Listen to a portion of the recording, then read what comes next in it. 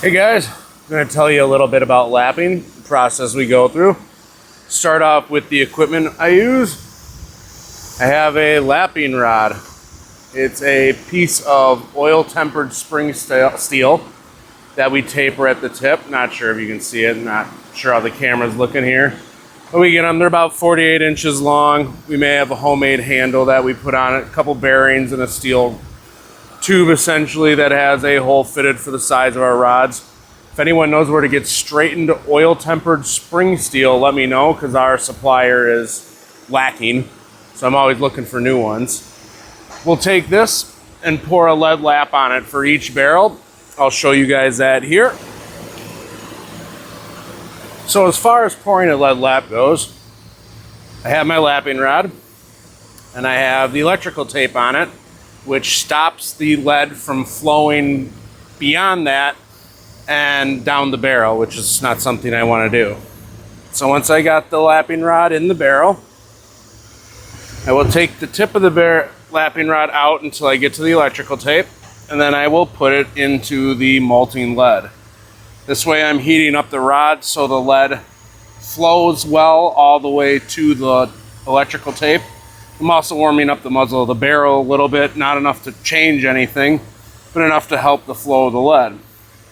After about 15, 20, 30 seconds, I take it out, tap it to get all the slag off it, and now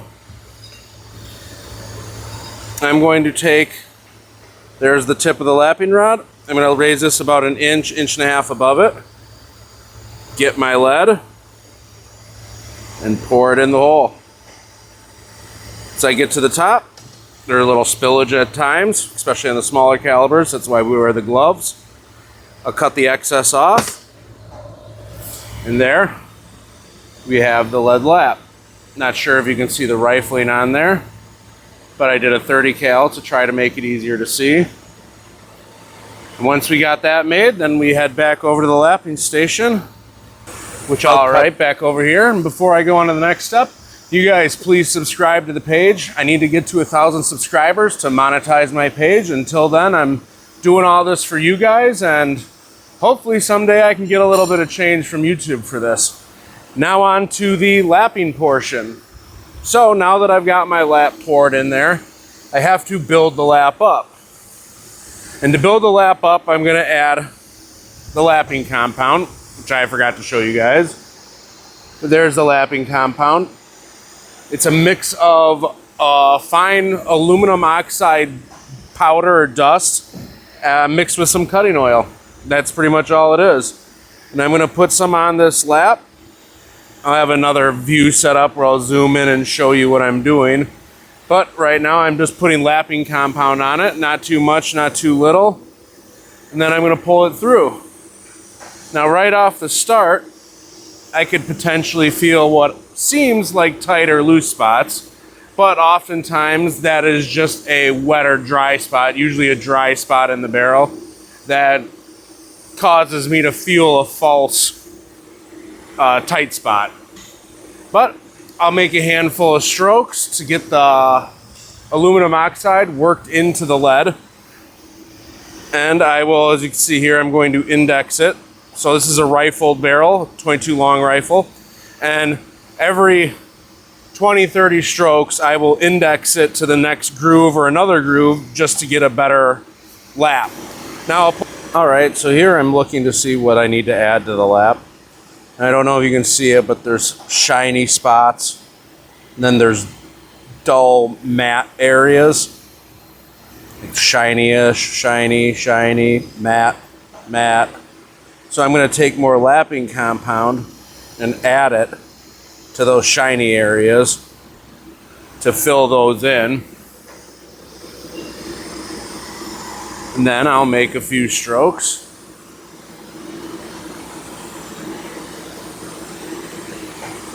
Fill that out.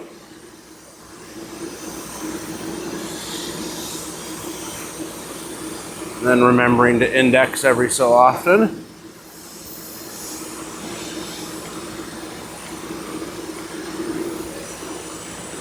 The index is important. And then after doing that a while, I'm speeding this up a little bit just to show you. I'll come back over and look to see if I have any more shiny areas, such as this area right here, and I will apply a little bit more compound to it in those shiny areas specifically. Add a little oil. Lube's never a bad thing. And then I'll keep on lapping. Alright, and now that I've got that taken care of, I'll come over here and do some more strokes. Now I'll do this, takes a minute or two just to get the lap worked in, but as you can see now, starting to do short strokes at the breech end. We do this because it puts a little bit of a choke in the barrel. And I'll start out with short strokes and I'll continue getting longer. Now by the end of this, I am only going to be doing full length strokes on the barrel because I don't want to be changing directions inside. I can leave an undesirable finish, which is why we give an extra inch on every barrel at the muzzle, because we change direction there and it makes it difficult to lap that area. So here I'm finding empty spots, putting more lapping compound on, getting a nice even coverage on the lead, as well as indexing, as I said earlier, to make sure I get a uniform finish in the barrel.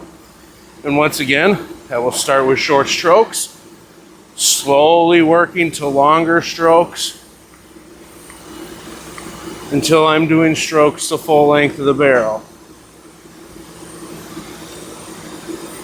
Now I'll repeat that this barrel feels great, by the way. So I'll continue doing this for a couple minutes.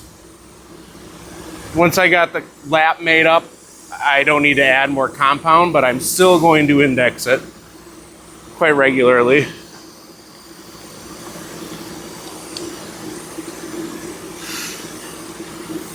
The bad area of lapping in the breech that we get is always taken out by the chamber, except for 22 long rifle stuff, because that has a short chamber. So we always give an extra inch at the breech end on those barrels as well for the gunsmith to remove.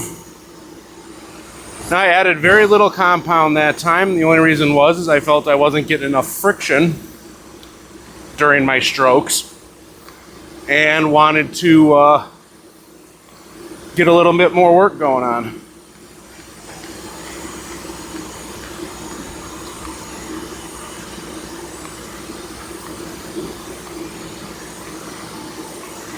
Basically do this, continue indexing, just going full strokes for the most part now.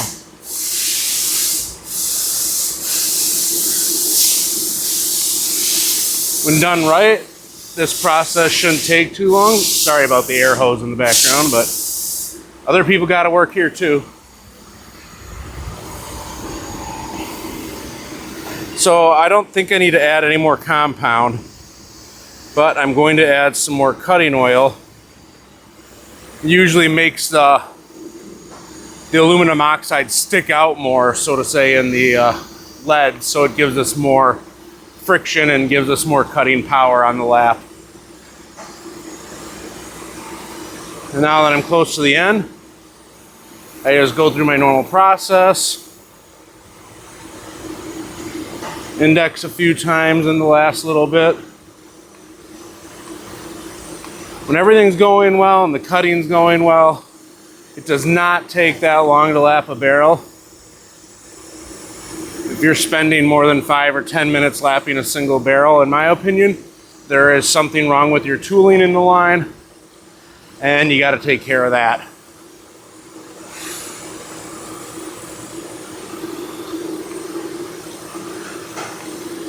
So this barrel feels pretty good. I'm going to take it off, go inspect it after this, and provided it's what I want, I will ship her out.